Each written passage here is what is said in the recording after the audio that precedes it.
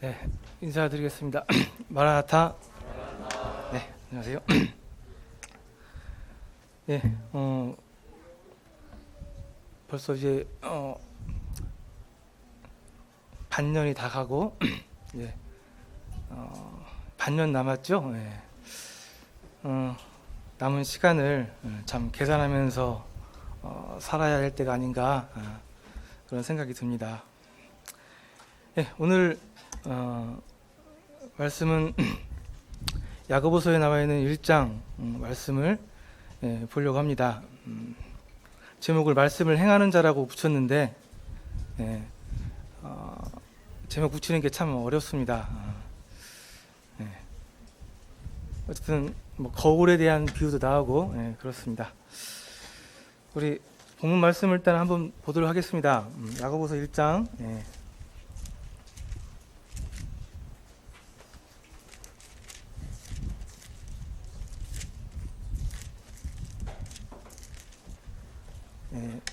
좀 오래됐긴 한데 저희가 12절까지는 공부를 했던 것 같습니다. 그래서 13절부터 오늘 27절까지 해서 1장을 다 끝낼까 합니다. 한 절씩 교독해서 읽으면 좋겠습니다. 형제님들 한 절, 자매님들 한 절에서 이렇게 해서 27절까지 같이 읽도록 하겠습니다. 시작. 사람이 시험을 받을 때 내가 하나님께 시험을 받는다 하지 말지니 악인은 남에게 시험을 받지도 친히 아무도 시험하지 않으라.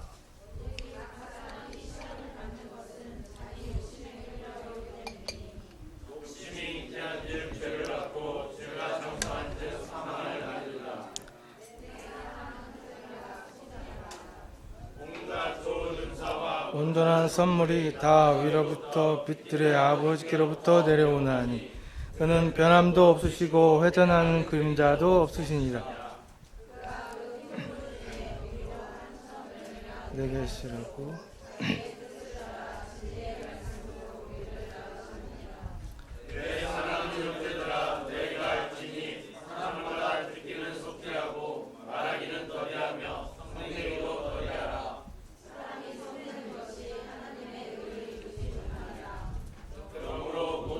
그런 것과 넘치는 악을 내버리고 너희 영혼을 능히 구원할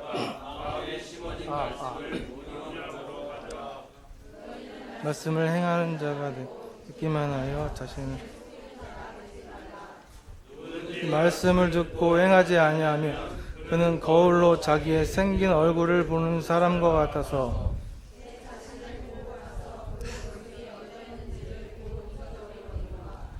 자유롭게 하는 온전한 율법을 들여다보고 있는 자는 듣고 잊어버린 자가 아니요 실천하는 자니 이 사람은 그 행하는 일에 복을 받으리라.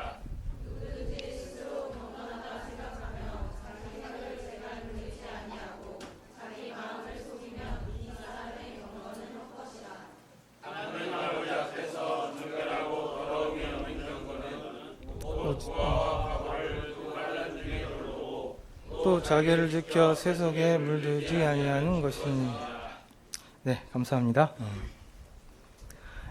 야고보서는 잘 아시는 것처럼 야고보 형제님께서 하나님을 믿는 유대인 그리스도인들에게 쓴 편지입니다.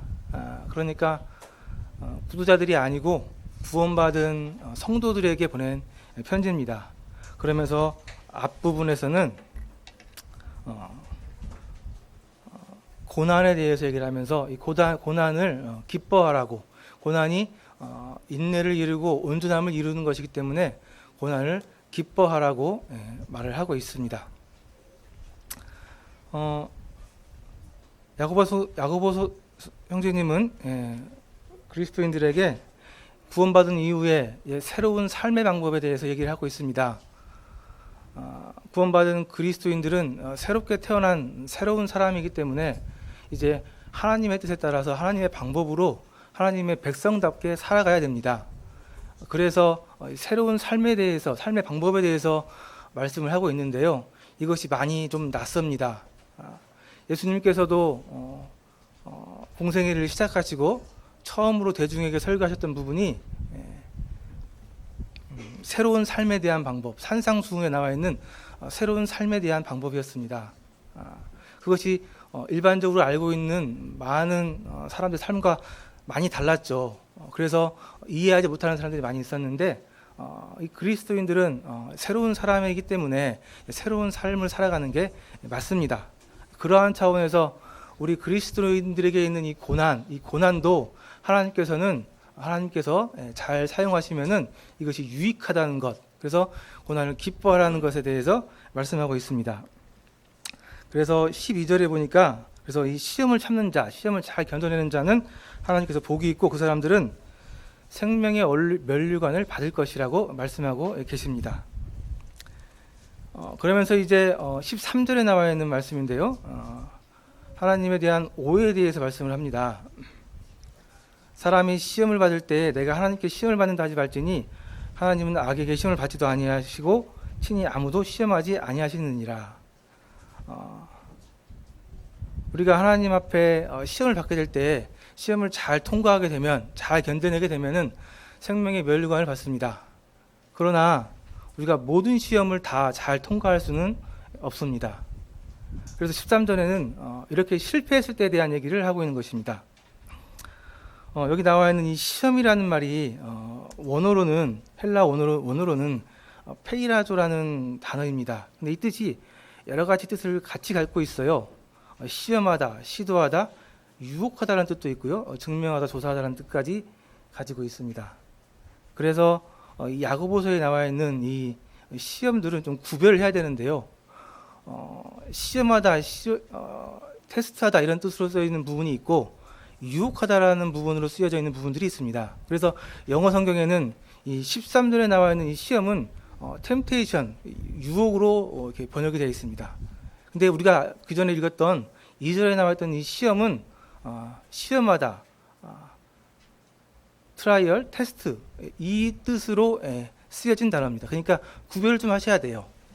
뜻이 여러 가지가 있기 때문에. 그래서 23절에 나와 있는 이 시험은 유혹하다는 뜻입니다. 그러니까 다시 얘기하면 사람이 유혹을 받는 것은 받을 때 내가 하나님께 유혹을 받는다 생각하지 말라. 하나님은 악에게 유혹을 받지도 않으시고 친히 아무도 유혹하지 아니하시느니라, 이런 말씀으로 해석을 하셔야 되는 거예요. 그러니까 이제 사람이 살아가다가 이제 하나님으로부터 시험을 받습니다. 근데 시험을 받다 보면은 여러 가지 나타나는 현상 중에 하나가 이 시험이 하나만 오는 게 아니라는 겁니다. 시험이 와서 그 시험 중에 있는데 또 다른 시험이 와서 겹쳐서 시험이 나타나는 경우들이 많이 있다는 겁니다. 그러다 보면은 힘들고 이것을 견디기 어려워하는 경우들이 생깁니다. 그래서 많이 경험하시죠. 이런 시험들 가운데 때로는 하나님 이건 정말 너무합니다. 이거는 좀 너무하신 것 같네요. 왜 저에게만 이렇게 하십니까 하는 그러한 불만의 불평의 목소리가 나올 때가 있습니다. 그때에 대해서 말씀하시는 게 13절의 말씀입니다. 이 13절의 말씀에 대해서 그랜트 오스본이라는 분은 이렇게 얘기를 했습니다. 우리가 시험의 때를 잘 인내하려면 올바른 하나님의 관점을 가져야 한다. 우리가 시험에 대한 하나님의 견해를 이해해야 한다는 말이다. 하나님은 우리가 악한 선택이 아닌 올바른 선택을 하기 원하신다. 하지만 시험에 실패할 수도 있다. 우리는 시험에 실패하면 우리 행동에 대한 온갖 변명과 이유를 대기도 한다. 가장 위험한 변명이나 구실은 하나님께서 우리를 유혹하신 것이라고 비난하는 태도다. 우리가 이렇게 될 수 있다는 겁니다. 너무나 이거는 힘들고 견디기 어려워서 이건 도저히 이해가 안 돼서 때로는 내가 이렇게 하는 거는 정당해. 난 이거 어쩔 수 없어. 그러면서 하나님께서 나를 유혹하셨다. 내가 이렇게 된 것은 결국 하나님이 나를 유혹하셨기 때문에 이렇게 된 거다 하면서 변명하거나 구실을 대는 것, 이럴 수 있다는 얘기입니다. 충분히 이렇게 할 수 있죠. 또 이런 경험도 저는 있습니다. 그건 하나님에 대한 오해라는 겁니다. 왜 오해냐고 14절부터 나와 있습니다. 오직 각 사람이 시험을 받는 것은 자기 욕심에 끌려 미혹됨이라고 나와 있습니다. 욕심이 잉태한 주 죄를 낳고 죄가 장성하니 사망을 낳느니라고 나와 있습니다. 여기 나와 있는 욕심이라는 단어는 헬라어 원어로 따져보면은 에피데미오라는 단어인데요. 나쁜 뜻은 아닙니다. 마음을 두다, 갈망하다, 무언가를 바라다, 그래서 간절히 바라다, 원하다 그런 뜻입니다. 그래서 누구나 이런 욕심이 있습니다. 욕구가 있어요. 근데 그 욕구가 나쁜 것은 아닙니다. 선한 것을 사모하는 욕구, 뭔가를 하고 싶어하는 욕구, 뭔가를 좋아하는 욕구, 이런 것들은 나쁜 게 아니에요. 그러나 이 욕구가 하나님의 뜻을 벗어나서 나를 이끌어갈 때, 하나님의 뜻을 범주를 벗어나서 이탈해서 나를 이끌어 나갈 때 이것은 미혹된다고 나와 있습니다. 여기 나와 있는 미혹이라는 단어는 헬라어에서는 델레아저라고 하는데 함정에 빠뜨리다, 속이다, 유혹하다는 뜻이 있습니다. 이 미혹을 잘하는 게 있죠. 사단, 속이는 자라고 하죠. 사단. 그래서 우리는 사단으로부터 이 미혹을 당하는 경우가 많습니다. 이 단어를 또 어디에 쓰냐면은 미끼를 달다, 미끼로 잡다 하는 낚시에 쓰이는, 낚시 아시죠? 낚시에 쓰이는 그 단어에 쓰이는 단어입니다. 그러니까 미끼를 달아가지고 유혹하는 거예요. 미혹한다고 하죠. 우리가 흔히 IQ가 가장 낮은 멍청한 동물 중에 하나를 금붕어로 비유합니다. 금붕어. 근데 사실 좀 이 어류들이 좀 지능이 좀 떨어지는 것 같긴 해요. 그 낚시하는 분들 얘기를 들어보면은 그걸 알 수가 있습니다. 이 미끼를 달아서 낚시를 하잖아요. 낚시를 해요. 낚시를 해서 미끼를 달아서 달았는데 이제 물고기가 와서 미끼를 보죠. 맛있는 것이 달려 있으니까 이렇게 거들떠보다가 문단 말이에요. 근데 물었는데 낚시꾼이 낚시를 탁 채죠. 근데 정말 재수가 좋게 이 물고기가 입에 조금만 끼어가지고 입이 이렇게 뜯어지고 걸리지는 않았어요. 그죠? 살아난 거죠. 정말 다행이에요. 근데 웃긴 건 뭐냐면은 이 물고기는 그렇게 당해놓고도 한 바퀴 삥 돌아와서 또 쳐다보면 이게 뭐지 하고 또 본다는 겁니다. 그래서 금붕어 IQ가 낮다. 그래서 좀 이렇게 어류들이 좀 이렇게 좀 사실 좀 어리석긴 하는 것 같습니다. 근데 이게 남의 모습이 아닙니다. 똑같아요. 그죠? 우리 똑같은 죄에 계속 넘어지지 않습니까? 똑같아요. 사람도 똑같아요.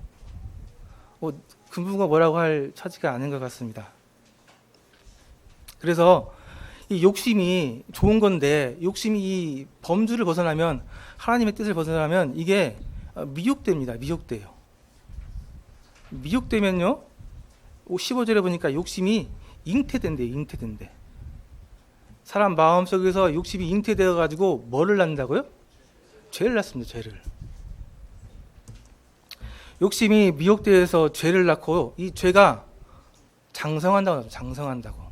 점점 커서 사망을 낳는다고 나와 있습니다. 우리가 욕심에 미혹되어서 죄를 지을 수 있습니다. 그렇죠? 그런데 이게 장성하면 안 돼요. 이 죄는 회개해야 됩니다. 회개하셔야 돼요. 그래서 이 죄를 우리 가운데 내어 버리셔야 됩니다. 이 죄가 장성하게 되면은 말씀에 나와 있는 것처럼 사망, 육체가 죽는 것이 아니라 영혼이 망하는 사망. 우리 이런 사람들 많이 볼 수 있습니다. 하와 미혹됐죠. 처음엔 욕심이 좀 생겼습니다. 먹음직해 보이는 이 선악과에 대한 욕심이 생겼어요. 그런데 이것을 사단이 미혹해서 하나님같이 되고자 하는 그런 마음으로 죄로 나아버렸어요. 결국 사망이 왔습니다. 가룟 유다 말할 것도 똑같죠. 재물에 대한 욕심이 있었어요. 근데 그 재물에 대한 욕심은 죄로 되었고 그 죄가 가룟 유다 자살하게 만드는 사망에 이르게 했습니다. 그래서 우리가 죄에 미혹되는 것은 우리의 욕심 때문입니다. 우리 때문에 그러는 거예요. 그래서 혹시라도 우리 마음속에 이 하나님 앞에 이렇게 불평, 불만이 있다면은 잘 돌아오셔야 됩니다. 하나님 진리의 말씀이 사람의 욕심이 그 원인이라고 얘기하고 있습니다. 하나님은 그런 쉬운 분이 아니시라고 나와 있습니다. 16절에 보니까 내 사랑하는 형제들아 속지 말라고 나도 속지 말라. 제발 속지 마십시오. 속으면 안 돼요. 내 사랑하는 형제들아 속지 말라고 나와 있습니다. 하나님은 온갖 좋은 은사와 온전한 선물을 다 위로부터 내려주시는 그런 아버지이십니다. 그분은 변함도 없으시고 회전하는 그림자도 없으십니다. 모든 세상 만물은 다 변합니다. 태양이 동쪽에서도 서쪽으로 지면서 움직이면서 모든 만물들은 그림자가 생겨요. 음영이 생깁니다. 그러나 하나님은 변함이 없으신 분이기 때문에 그분은 회전하는 그림자도 없으신 분이에요. 절대 변하지 않는 완전하신 분입니다. 그래서 빛의 아버지께서는 온갖 좋은 것들, 신령한 것들을 따뜻한 햇살이 우리에게 쫙 내려치는 것처럼 하늘로부터 내려주시는 분입니다. 5절에 보면 하늘로부터 오는 지혜에 대한 그런 말씀도 잘 나와 있고요. 하나님은 변함이 없으신 영원한 분이십니다. 이분이 어디까지 하셨냐면은 18절에 보니까 그가 그 피조물 중에 우리로 한 첫 열매가 되게 하시려고 자기 뜻을 따라 진리의 말씀을 우리를 낳으셨느니라. 여기서 나와 있는 이 첫 열매는 순서상 첫 번째를 의미하는 게 아닙니다. 성경에서는 이 첫 열매라는 부분을 하나님께 구별되어져서 거룩하게 드려진 하나님의 것으로 그런 관용적인 의미로 많이 사용을 합니다. 출애굽기나 레위기 말씀에 보면은 짐승의 첫 새끼, 첫 소산물은 하나님의 것이라고 구별한다고 나와 있습니다. 그러니까 여기 나와 있는 이 첫 열매라는 이 의미는 하나님께서 특별히 우리를 그 수많은 피조물 중에 우리를 하나님께서 구별하셔서 당신의 백성들로 자녀로 삼으셨다는 뜻입니다. 근데 그것을 그렇게 그냥 쉽게 한 것이 아니고 하나님의 뜻을 가지고 진리의 말씀, 예수 그리스도의 십자가의 사역을 통해서 우리를 낳으셨다는 거예요. 단순히 고친 게 아니고 새롭게 낳으셨다는 얘기입니다.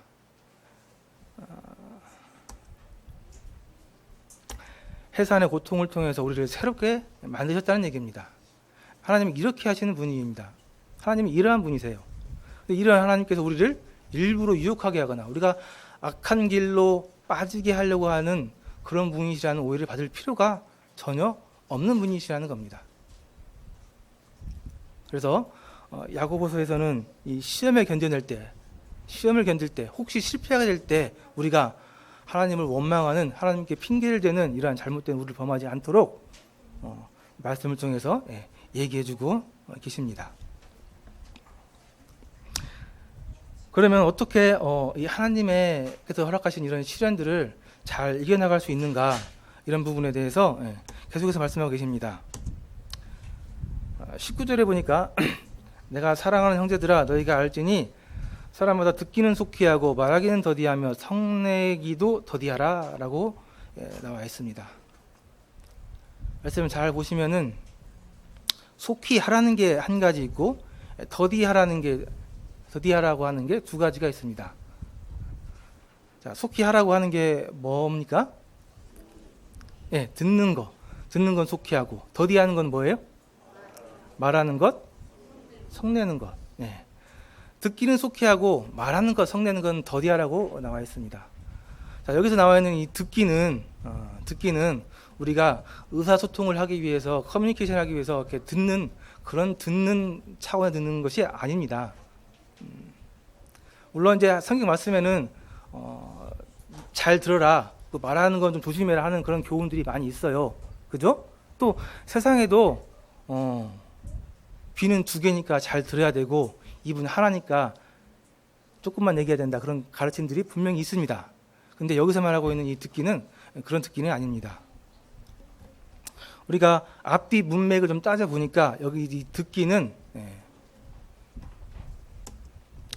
하나님의 말씀을 얘기하고 있습니다. 그냥 이 말씀만 놓고 따져보면은 이렇게 오해할 수 있는데, 문맥을 따져보면은 하나님의 진리의 말씀에 대해서 얘기들을 계속 하고 있거든요. 그래서 여기서 나와 있는 이 듣기는 하나님의 말씀을 듣는 것에 대해 얘기를 하고 있는 겁니다. 근데 이 믿음은 들으면서 산다고 했고, 그래서 이 듣는 것은 특히 갓난 아이들에게, 새롭게 태어난 갓난 아이들에게 굉장히 중요한 걸로 얘기하고 있습니다. 듣는 것이 참 중요하죠. 말씀을 보는 게 굉장히 중요합니다. 살면서 느끼는 거는 신앙생활 결국은 말씀 듣는 것. 신앙생활 하면 할수록 결국 느끼는 거는 말씀 듣는 것. 이걸로 귀결이 됩니다. 신앙생활 잘 하시는 분들을 봐도 말씀 듣는 것으로 귀결이 돼요. 그래서 믿음은 들으면서 난다고 로마서 말씀에 잘 나와 있고, 특별히 갓난 아이들은 이 젖을 빻는 것처럼 이 말씀 듣기를 굉장히 사모한다고 나와 있습니다. 더디할 것 말하기 성내기 나와 있습니다. 한 가지 예를 들어서 말씀을 좀 드리면요, 잘 아시는 마르다와 마리아의 이야기 잘 알고 계시죠? 마르다와 마리아의 이야기. 예수님께서 마리아의 집을 찾아왔을 때 마리아는 예수님 발 앞에 앉아서 꼼짝도 안 하고 말씀 들었습니다. 마르다는 부엌에 가서 열심히 일했죠. 접대하기 위해서 열심히 일했습니다. 열심히 준비했어요. 그랬죠? 발 앞에서, 예수님 발 앞에서 예수님 말씀을 듣고 있는 마리아는 가만히 말씀을 듣고 있었고, 열심히 분주하게 일하는 마르다는 마음에서 불만이 생겼습니다. 그래서 말을 하기 시작했습니다. 예수님 앞에 찾아가서, 예수님, 저는 이렇게 바빠 죽겠는데 우리 마리아를 보고 같이 일을 도와달라고 좀 말씀 좀 해주세요. 말이 나왔어요. 말이 나오면서 그냥 말만 나왔겠습니까? 분함, 분냄, 성이 나올 수밖에 없습니다. 경험해 보셨죠? 제가 많이 일했습니다. 듣는 것 없이, 듣는 것을 중요하게 생각하지 않고 열심히 일만 하다 보면은 말이 나올 수밖에 없습니다. 왜 맨날 나만 이거 해? 왜 맨날 나만 토요일날 나와가지고 이거 하고 있어? 왜? 남들은 다 놀러가고 뭐하고 하는데 말이 나올 수밖에 없어요. 듣는 것이 없이 일하기만 하면 그렇습니다. 말만 나옵니까? 성도 나요. 성도 나. 근데 이게 듣는 것이 없이 우리가 일을만 하게 될 때 나타나는 현상입니다. 그래서 듣는 것이 중요하다고 강조하고, 말씀을 공부하라고, 읽으라고 그렇게 강조를 하는 겁니다. 제가 보니까 말씀을 안 읽고도 열심히 일할 수 있습니다. 신실해 보일 수 있어요. 교회 잘 나오고 일 열심히 하고 봉사 많이 하고 헌신하고 할 수 있습니다. 근데요, 이거는 하나님 앞에서 헛것입니다. 하나님께서 헛것이라고 말씀하셨어요. 제가 그랬어요. 일은 열심히 하지만, 열심히 봉사하지만 마음속에서는 말이 나와요. 뭐 겉으로 내보내지 않았지만 제가 인격이 좀 좋기 때문에 겉으로 내보내지 않았어요. 그러나 마음속에서는 말이 계속 나왔습니다. 말만 나오다 성도 나오고 그러죠. 나이를 먹으니까 이제 몸으로 하는 게 힘들어요. 근데 몸으로 할 일이 생겼습니다. 이거 누가 좀 같이 해주면 좋겠는데 생각보다 많지는 않아요. 언제까지 내가 이거 해야 돼? 언제까지 해야 돼? 그래도 다행히 동역하는 성도님들이 많이 있습니다. 그때 참 감사하죠. 근데 뭐 혼자 할 때는 그렇습니다. 그래요. 그래서 이 듣기를 더디하게 되면, 말씀을 안 듣고 일만 하게 되면은 이거는 언젠가는 오래가지 못합니다. 말씀에서 좋은 게 나올 수가 없어요. 하나님 앞에서 이건 절대 용납될 수가 없습니다. 그래서 저는 믿음의 척도는 그 사람이 얼마나 헌신하느냐, 얼마나 예배당에 잘 나오느냐, 그거라고 생각하지 않습니다. 그 사람이 얼마나 말씀을 가까이 하고 사모하느냐, 나는 이것이 그 사람의 믿음의 척도라고 생각을 하고 그렇게 틀리지 않다고 생각합니다. 그래서 말씀을 가까이 하는 것, 말씀을 사모하는 것, 갓난아이가 어머니의 젖을 강하게 빠는 것처럼 강하게 말씀을 사모하는 이러한 자세가 우리에게 있어야만이 우리가 말을 더디하고 성을 더디낼 수 있습니다. 얼마나 좋습니까? 우리 교회에 이렇게 말씀을 공부할 수 있는 기회들이 얼마나 많아요? 적극 참여해서 말씀을 같이 공부하면 좋겠습니다. 사람이 성내는 것이 하나님의 의를 이루지 못함이라고 20장의 20절에 나와 있습니다. 성내는 것은 하나님의 의를 절대 이룰 수 없습니다. 예수님도 성을 내셨다 그런 얘기 하시는데 그건 좀 다르죠.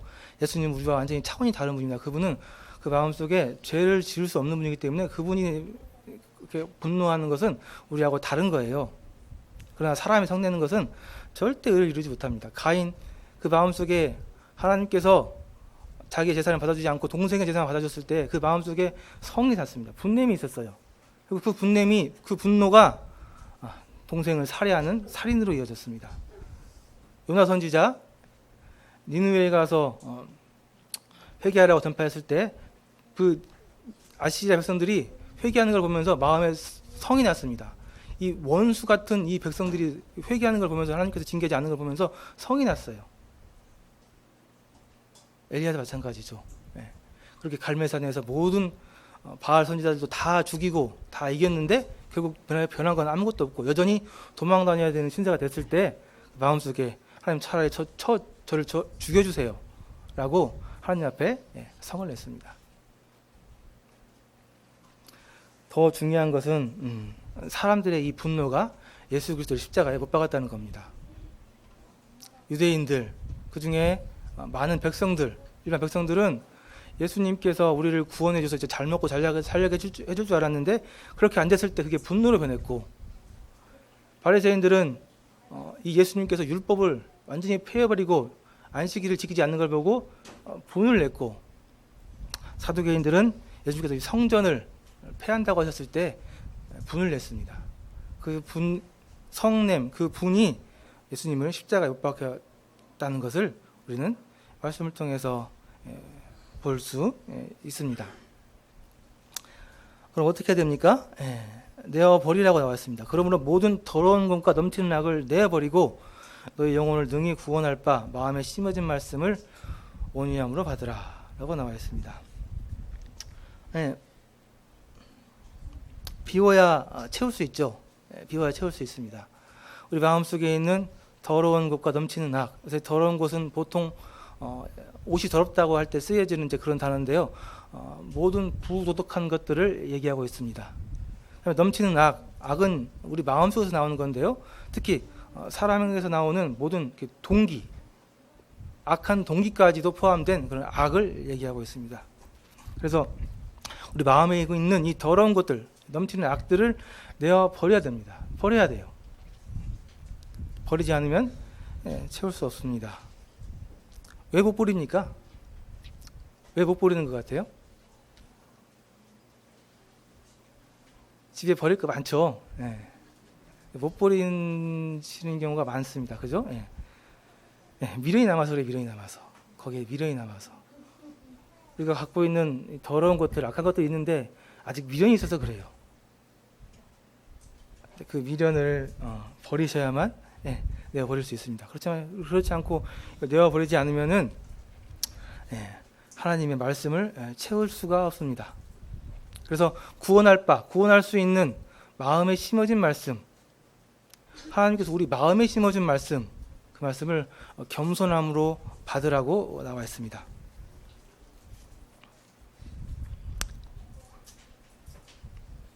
그러면서 한 가지 예를 들어서 얘기해 주시는데요. 거울에 대한 예를 하십니다.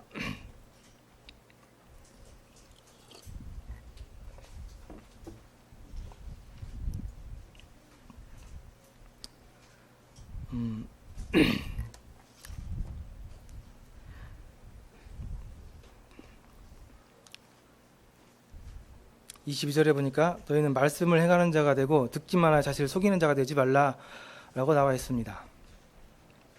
말씀을 행하는 자라고 되어 있습니다.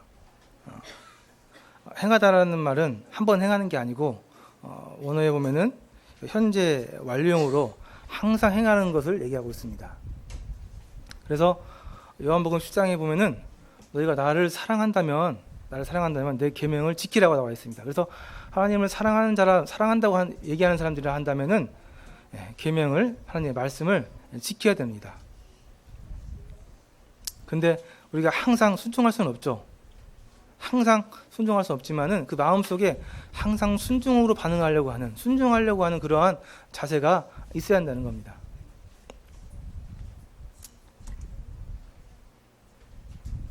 말씀을 듣기만 하는 자, 그러니까 듣기만 하고 행하지 않는 자는 자신을 속이는 자라고 나와 있습니다.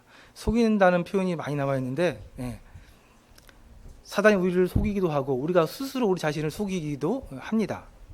그래서 이 말씀을 듣기만 하는 자는 말씀을 듣고 바로 잊어버리는 자라고 나와 있습니다. 자신을 속이는 거죠. 말씀을 내가 들었기 때문에, 이 자리에서 내가 말씀을 들었기 때문에 내가 그 말씀을 안다, 그 말씀을 내가 이제 행한다 라고 얘기하는데 그렇지 않다는 거예요. 그 말씀을 듣고 행하지 않으면은 여전히 그 말씀을 모른다고 얘기하고 있습니다. 우리 학교 다닐 때 수학 문제 풀어보셔서 아시죠? 3차 방정식 아주 어려운 수학 문제를 푸는데 선생님이 싹 풀어갑니다. 뭐 x-분분해서 해서 쭉쭉 풀어가면서 잘 쓰죠.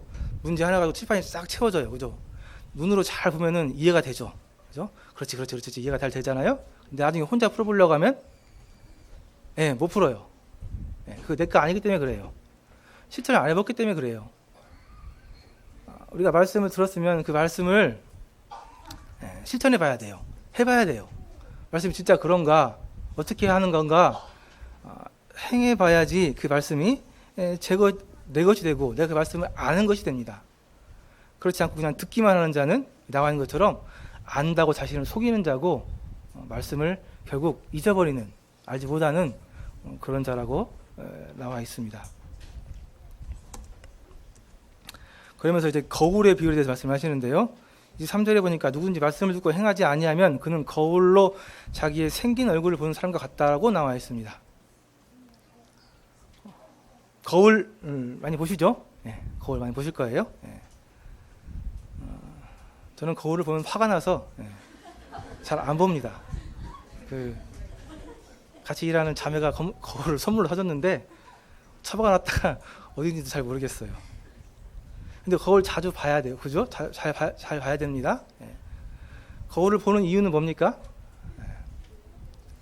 내 어디 잘못된 부분이 있나, 내 어디 좀 뭐 묻은 게 있는가, 어디 좀 뭐 헝클어진 게 있는가, 그거 확인하려고 하는 거잖아요, 그죠? 확인하려고 거울 보는 거예요. 그래서 거울 자주 봐야 됩니다, 자주.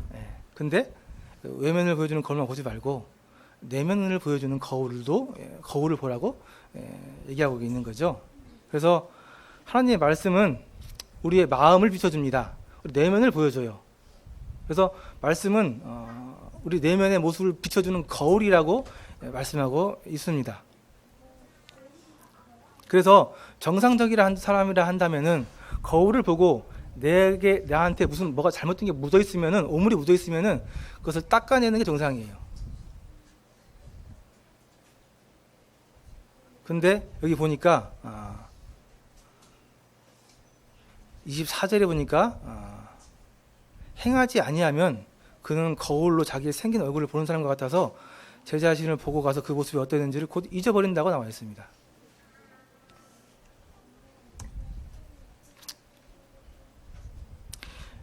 잊어버리는 자하고 실천하는 자 두 가지가 나오는데, 두 사람이 나오는데 차이가 좀 있습니다. 24절에 보니까 제가 빨간색으로 칠해놨는데요, 잊어버리는 사람은 보고 갑니다. 보고 가죠. 그러나 실천하는 사람은 어떻게 되어 있습니까? 25절에 보니까 율법을 들여다 보고 있다고 나와 있습니다. 그러니까 잊어버린 사람은 말씀을 보고 그냥 가는 거예요. 그러나 실천하는 사람은 보고 있는 사람입니다. 여기 나와 있는 이 거울, 우리가 일반적으로 생각하는 이 거울, 유리거울 생각하시죠? 그러나 이 시대 때 거울은 유리거울이 아니고 청동거울입니다. 그러니까 잘 안 보여요. 생각보다 청동을 이렇게 반질반질 닦아서 만든 거울인데 잘 안 보입니다. 자세히 봐야 보이는 거울이에요. 그러니까 이 거울을 살짝 한번 보고 그냥 가면은 잊어버려요. 자세히 볼 수가 없습니다. 그래서 말씀을 실천하는 자는 거울을 보고 있는 자라고 말씀이 나와 있는 겁니다. 그래서 말씀을 실천하는 자는 말씀을 자세히 잘 봐야 됩니다. 계속해서 봐야 되고요. 틈나는 대로 봐야 됩니다. 들여다보고 있는 자는 실천하는 자라고 했고, 실천하는 자가 이 말씀을 잊어버리지 않는 자라고 말씀에 나와 있습니다. 그래서 우리는 말씀을 볼 때 말씀이 어떻게 실천하라고 어떻게 실천하라고 하는지 말씀을 잘 봐야 돼요. 그러니까 말씀을 우리를 잘 가르쳐주는 그런 교사들이 필요합니다. 그 교사들로부터 말씀을 잘 배워야 되고 그 잘 배운 말씀을 우리가 삶에서 실천해 봐야 돼요. 행해 봐야 돼요. 실천하지 않으면 말씀을 듣기만 하고 실천하지 않으면 잊어버린다고 다시 얘기하고 있습니다. 그래서 실천하는 것도 쉽지 않습니다. 실천하는 것도 훈련하셔야 돼요. 그래서 우리 교회는 이 말씀을 실천할 수 있는, 훈련할 수 있는 좋은 프로그램도 있죠. 그래서 우리 침례받은 우리 형제 자매님들은 꼭 양육부 훈련에 참여하셔서 이 말씀을 실천하는 훈련을 꼭 했으면 좋겠습니다. 말씀을 듣고 훈련하지 않으면, 실천하지 않으면 잊어버립니다. 말씀을 잘 가르쳐주는 교사가 있고 또 그런 교사를 통해 말씀을 잘 들었다면은 말씀을 잘 실천할 수 있는 이 교회 안에서 실천할 수 있는 그러한 실천을 행하셔야만이 말씀을 잊어버리지 않고 우리가 실천할 수 있게 되겠습니다. 근데 여기서 야고보가 얘기하고 있는 율법을 좀 알고 가시면 좋을 것 같습니다. 자유롭게 하는 온전한 율법이라고 나와 있습니다. 25절에 율법이 있는데요. 그 율법은 온전한 율법이라고 나와 있습니다. 온전한 율법. 근데 이 온전한 율법은 자유롭게 하는 율법이라고 나와 있습니다.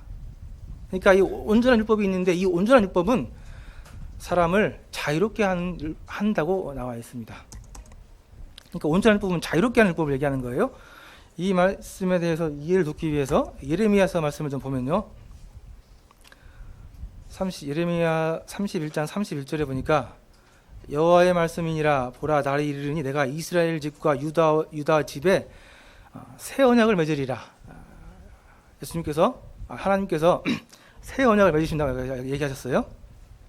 이 언약은 내가 그들의 조상들의 손을 잡고 애굽 땅에서 인도하여 내던 날에 맺은 것과 같지 아니할 것은 내가 그들의 남편이 되었어도 그들이 내 언약을 깨뜨렸음이라. 여호와의 말씀이니라. 그러나 그날 후에 내가 이스라엘 집과 맺은 새로운 언약은 이러하니 곧 내가 나의 법을 그들의 속에 두며 그들의 마음에 기록하여 나는 그들의 하나님이 되고 그들은 내 백성이 될 것이니라. 여호와의 말씀이니라. 말씀을 한번 잘 생각해 보시기 바랍니다.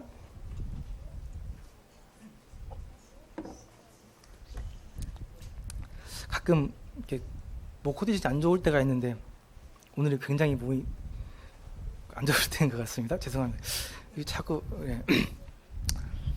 자 31절에 보니까 새 언약을 얘기하고 있습니다. 새 언약. 근데 그 언약은 뭐냐면은 하나님께서 모세를 통해서 이스라엘 백성들에게 줬던 그 언약이 아니고 새로운 언약을 얘기합니다. 32절에 보니까 내가 그들의 조상들의 손을 잡고 애굽 땅에서 인도해냈었는데 그들이 그 언약을 깨뜨렸다는 겁니다. 그 언약은 뭐냐면은 내가 그들의 남편이 되어서 그들의 몸을 끌고 애굽에서 나왔음에도 불구하고 그들이 그 언약을 깨뜨렸다는 거예요.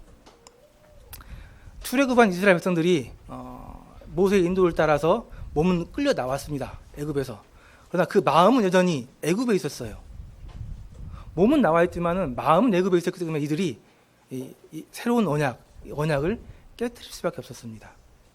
말씀해 보니까 남편이 되어가지고 내가 그들의 남편이 되어가지고 그들을 억지로 끌고 나왔는데 그들의 마음은 여전히 애굽에 있었다고 나와 있습니다. 그러니까 이 첫 번째 언약, 이 언약은 실패한 거예요. 그래서 33절에 보니까 내가 그날 후에 내가 이스라엘 집과 맺은 언약은 곧 이러하니 내가 나의 법을 그들의 속에 두겠다고 나와 있습니다. 그들의 마음에 기록하겠다고 나와 있어요. 그 전에 있던 율법은 돌판에 새겨진 밖에 있는 율법이었어요. 그러나 하나님께서 새로 세운 이 언약은 구원받은 그리스도인들의 마음에 새겨졌다고 나왔습니다. 몸은 나와 있었지만 마음이 멀어져 있었던 이스라엘 백성들을 보고 하나님께서 이제 그 율법을 이 새로운 이 자기 백성들의 마음속에, 마음판에 그냥 새겨 놓았다고 말씀하고 있습니다. 이게 새로운 율법이에요. 그러니까 좀 구별하시면 좋을 것 같은데요. 이 야고보에서 말하고 있는 이 행함은 이 새로운 율법에 의한 행함을 얘기하고 있는 겁니다. 옛날 율법 막 지켜야만 하는, 안 지키면은 안 되는 그런 구속하는 율법이 아니고 이제 새롭게 맺어진 자유하게 되는 완전한 율법, 완성되어진 율법, 이 율법으로 인한 율법에서 나온 행함을 얘기하고 있는 겁니다. 표를 보면 좀 이해가 편하실 텐데요. 율법이 두 가지가 있는데요. 구속하는 율법이 있고 야고보서 얘기하고 있는 자유롭게 하는 율법이 있습니다. 이 구속하는 율법은 예수님께서 출애굽 당시 때 모세를 통해서 시내산에서 돌판에 새겨진 그 율법을 얘기하고 있습니다. 잘 알고 계시는 십계명 얘기하고 있죠. 이것은 모형이었습니다. 완성된 게 아니었어요. 그러나 나중에 신약에 가서 하나님께서 예수 그리스도를 통해서 새로운 율법을 완성하셨는데 그것이 예수 그리스도의 구속 사역입니다. 이게 새로운 우리를 자유롭게 하는 율법입니다. 그래서 이 구속하는 율법, 이 옛 율법은 돌판에 새겨진 율법이에요. 돌판에 밖에 새겨진 율법입니다. 그러나 이 새로운 율법은 이 하나님의 백성들 마음속에, 심령에 하나님께서 직접 새겨 넣으신 율법입니다. 그래서 이 구속하는 율법은 이 밖에 나와 있는 율법, 이 명문들을 억지로 나를 복종시켜서 어떻게든 지켜야 돼요. 안 지키면 큰일 납니다. 그래서 이것은 압박이 있어요. 압박이. 이것을 지켜야 돼, 안 지키면 큰일 나는, 꼭 지켜야만 하는 그런 압박이 있습니다. 그런데 이것은 안 지켜도 문제지만 지켜도 문제예요. 지키면 어떻게 됩니까? 그 마음속에서 자기의가 나오게 됩니다. 내가 율법을 하나에서 10까지 잘 지켜보세요. 마음속에 어떠한 마음이 생기는지. 이것은 우쭐하게 되고 자만하게 되고 마음이 높아지게 합니다. 근데 진짜 우리에게 들어온 하나님의 구속사역의 이 새로운 율법은 우리 마음속에 있어서 우리가 이 율법을 생각할 때 우리는 우리 삶에서 우리에게 이 새로운 율법을 주신 하나님의 은혜를 자랑하게 됩니다. 이 율법을 못 지켰다고 해서 우리 마음속에 압박이나 무슨 괴로움이나 그런 게 없어요. 자유합니다. 내가 못 지킨 이 율법이 나를 어떻게 하지 못해요. 그래서 이 율법을 잘 지킨 사람들은 율법을 못 지키는 이 죄인들을 볼 때 그들을 비방합니다. 또 율법 안 지킨 사람들에게 성을 내요. 그러나 새로운 율법, 마음의 구속, 예수님의 은혜가 있는 사람들은 죄인을 볼 때 나도 저런 죄인이었는데 저런 죄인이었던 나를 하나님께서 용서해 주셨지 하면서 하나님에 대한 감사가 있습니다. 그래서 결국 이 옛 율법을 가진 사람들은 율법을 지키지 못했을 때 좌절하게 되고 또 이걸 핑계하게 되고 지키다 결국 힘들어서 포기하게 됩니다. 원래 이건 사람이 지킬 수 있는 게 아니에요. 못 지키는 겁니다. 못 지키는 게 맞아요. 그러나 새로운 율법, 완성된 율법이 마음에 있는 그리스도인들은 죄를 못 지키게 됐을 때 자기가 죄인임을 고백하게 되고요. 이러한 죄인을 구원해 주신 하나님을 기뻐하고 감사하게 됩니다. 이러한 예를 잘 볼 수 있는 예가 예수님 시대 때 바리새인들입니다. 바리새인들은 율법을 행했습니까? 못 행했습니까?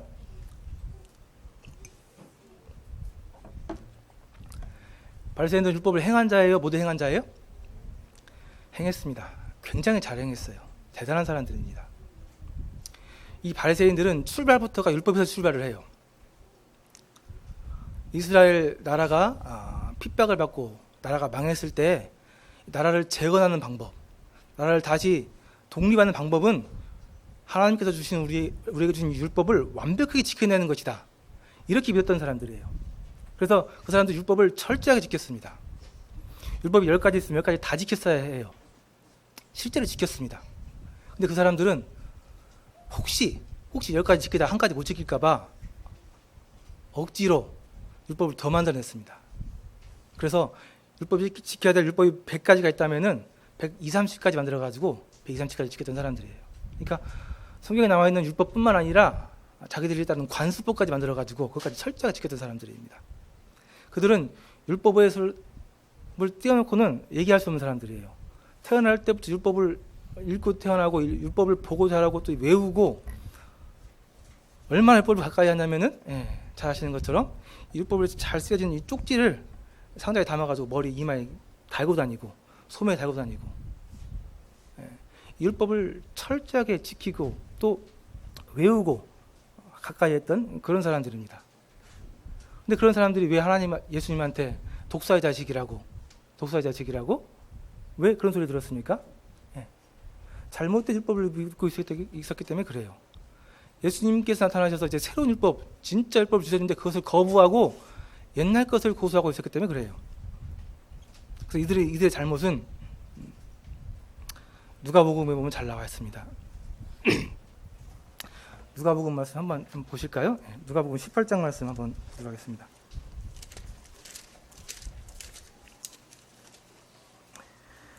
누가복음 18장 9절 보면요, 바리새인과 세리에 대한 얘기가 나옵니다.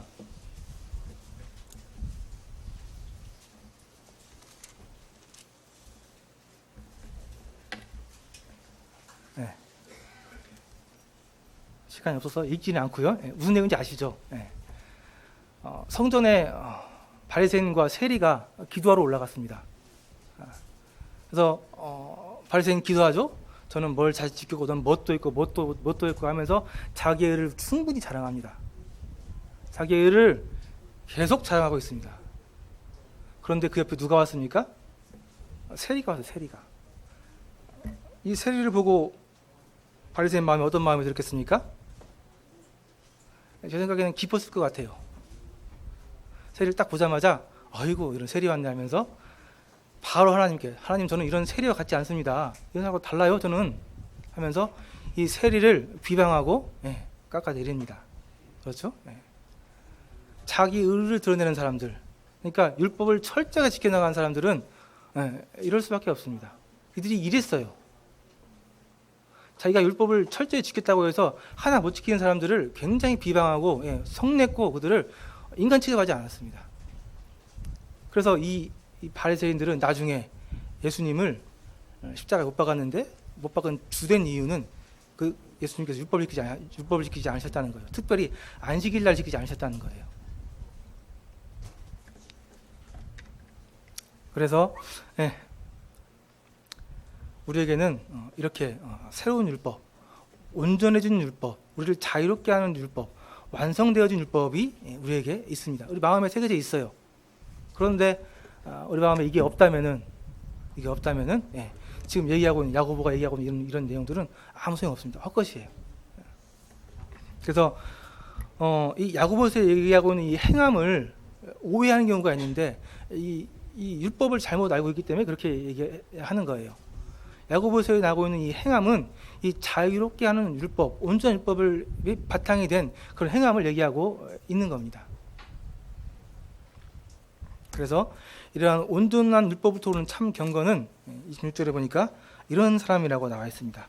누구든지 스스로 경건하다 생각하여 자기 혀를 재갈물리지 아니하고 자기 마음을 속이면 이 사람의 경건은 헛것이라. 그러니까 바리새인과 바리새인들 얘기하는 거예요. 스스로 경건하다고 생각하면서 자기 입으로 자기 의를 드러내고 자기가 경건하다고 속이고 있는 겁니다. 그래서 이런 사람들 경건은 헛것이에요. 하나님 앞에서 아무것도 인정받지 못합니다. 하나님 아버지 앞에서 정결하고 더러움이 없는 경건은, 진짜 참 경건은 곧 고아와 그 과부를 그 환난 중에 돌보고 또 자기를 지켜 세속에 돌보지 세속에 물들지 아니하는 그것이니라 라고 하시면서 하나님 앞에서 참 경건, 사람들 앞에서 경건이 아니고 하나님 앞에서 참 경건은 이런 것이라고 나와 있습니다. 두 가지를 얘기하고 있는데요. 고아와 과부를 그 환난 중에 돌보고 자기를 세속에 물들지 않도록 지키는 것을 얘기하고 있습니다. 스스로 경건하다고 얘기하는 사람들, 생각하는 사람들은 자기 혀를 재갈물려야 한다고 나와 있습니다. 듣기는 속히 하고 말하기 성내는 더디하라고 나와 있죠. 예. 말하는 거 더디하셔야 돼요. 더디하라고 나와 있습니다. 자기 의리 드러내는 거 더디하라고 나와 있습니다. 이런 사람들은 스스로 자기 마음을 속이는 겁니다. 스스로 속이는 거예요. 이것은 하나님 앞에서 헛것이라고 얘기하고 있습니다. 하나님 앞에서 참 경건은 두 가지를 얘기하고 계시는데요. 고아와 과부를 그 환난 중에 돌보는 것, 그리고 자기를 세속에 물들지 않도록 지키는 것. 또 엔드입니다. 이 두 가지를 같이 하셔야 돼요. 한 가지만 하는 게 아니고, 자기를 지켜 세속에 물들지 않게 하는 것 당연하죠. 근데 그것뿐만 아니라 거기에 더해서 환난 중에, 어려운 중에 더 어려운 고아와 과부를 돌보는 것, 어려운 사람들을 돕는 것. 나도 힘들지만, 환난 중에 나도 힘들지만 오히려 더 어려운 사람들을 돌보는 것. 10계명, 하나님께서 주신 계명 중에 제1계명, 최고의 계명은 하나님을 사랑하고 내 이웃을 내 몸과 같이 사랑하라고 말씀하신 첫 계명이라는 걸 아시죠? 그래서 참 경건, 하나님 앞에서 진짜 경건한 것은 이렇게 세상에서 나를 지키고 또 환난 중에, 어려운 중에 어려운 사람들을 돌보는 것. 이것을 같이 하는 것을 하나님께서 참 경건이라고 얘기하고 있습니다. 그러니까 하나님께서 시련을 주시는데요, 시련을 잘 참고 견뎌야 됩니다. 어떤 것은 견뎌야 되는 게 있고 어떤 것은 통과해야 되는 게 있어요. 잘 견디면 통과하셔야 됩니다. 그러나 가끔 우리가 넘어진다 할 때 속지 마십시오. 이 넘어지는 게 하나님께서 우리를 이렇게 하신 게 아니라는 것, 그거 잊으시면 안 돼요. 그걸 속으시면 안 됩니다. 사랑하는 형제들아, 속지 말라. 속으시면 안 돼요. 하나님은 일부러 유혹하는, 넘어지게 하는 그런 분이 아니시고 오히려 온갖 좋은 것으로 채워주시는, 내어주시는 그런 분이라는 것을 잊지 마십시오. 시험을 잘 이겨나가기 위해서 우리에게 필요한 것은 속히 듣는 것, 듣기는 속히 하고 말하기와 성냄은 더디하는 것. 속히 한다는 것은 급한 거예요. 우선순위가 있는 거잖아요. 우리가 가장 빨리 해야 되는 것은 속하고 빨리 해야 되고 급한 것들, 중요한 것들 해야 되잖아요. 하나님 말씀 가까이 하는 것, 말씀에 머물러 있는 것, 100번 얘기해도 지나치지 않은 것 같습니다. 그리고 우리 마음속에 심겨진 말씀, 참 율법, 우리를 자유케 하는 그 참 율법에 의해서 나오는, 하나님께 대한 감사함에서 나오는 그런 행함, 그 행함을 우리가 행하게 될 때 그 말씀을 듣는 것뿐만 아니라 실천할 수 있는, 잊지 않을 수 있는 그런 삶을 사실 수 있습니다. 그래서 우리가 우리 삶 가운데서 하나님께서 얘기하시는 참 경건을 이어나갈 수 있는 하나님의 참 백성, 참 아들 삶을 사실 수가 있다고 야고보서에서 얘기하고 있습니다.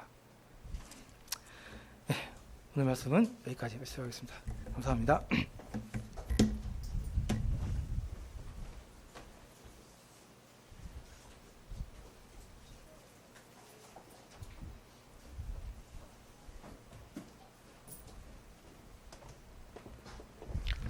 말씀 감사합니다. 오늘 야고보서 말씀을 통해서